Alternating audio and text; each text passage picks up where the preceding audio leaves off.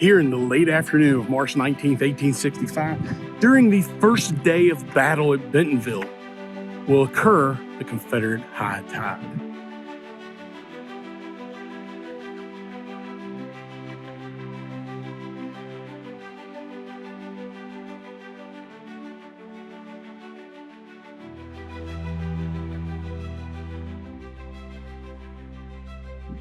We're standing on the Morris Farm, where part of the Union 20th Corps arrived late in the afternoon of March 19th, 1865, to stop the main Confederate assault that was happening here, which had already crushed Carlin's division of the 14th Corps at the coal plantation just down the road, where the Junior Reserves watched the final grand charge of the Army of Tennessee.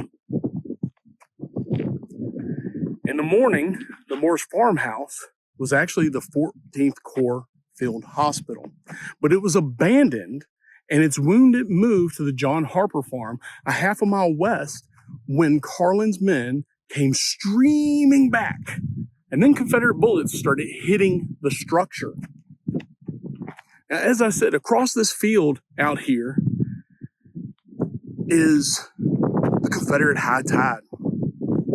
Bates and Tolliver's divisions, Green garrison troops, and seasoned men from the Confederate Army of Tennessee, under the command of Lieutenant General A.P. Stewart.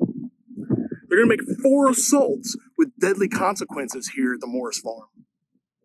And they're going to be torn to pieces by crossfire from enemy muskets hidden in the woods over here. And on the flank, the 13th New Jersey and 82nd Illinois are going to be firing at these Confederates as they charge. 12 Union cannons of the 20th Corps and elements of Robertson's brigade will be back here, which is right over here. Those guys are going to be in front of the division, and a hailstorm of deadly canister rounds are going from 9 additional field pieces are going to be hammering into the Confederates. That's a total of 21 Union cannon between the 20th and 14th Corps artillery here at the Morris Farm. Bates's attack will fall apart, and the 20th Corps will, with their arrival, will stop the Confederate high tide of March 19th, ending the first day's fight here at the Morris Farm. Describing this attack, Chaplain L.W. Earl of the 21st Michigan said, "Such fiendish yells never saluted my ears before." Why?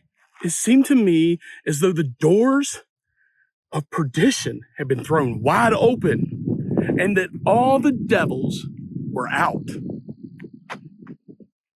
Edie Westfall, who is a New York Herald newspaperman, correspondent who is present with the Union 20th Corps during the battle here at this portion of the battle here at Morris Farm, this is what he's going to say. The rebels massed, emerged from the woods just as the sun went down. They came into Mr. Morris's open field and marched steadily on towards Robinson and the batteries. They were received with the heaviest musketry. Their officers, truly brave, brought them on in some kind of order past the point where the 13th New Jersey and 82nd Illinois could get a flank fire on them. This added to their misery, yet they stood it bravely and came on. The next day, the fighting will continue farther to the east as Sherman is getting his army together. By the 22nd, the fighting is intense and bloody, and while Sherman can't capture Joe Johnston's army, Johnston will have to retreat the next day.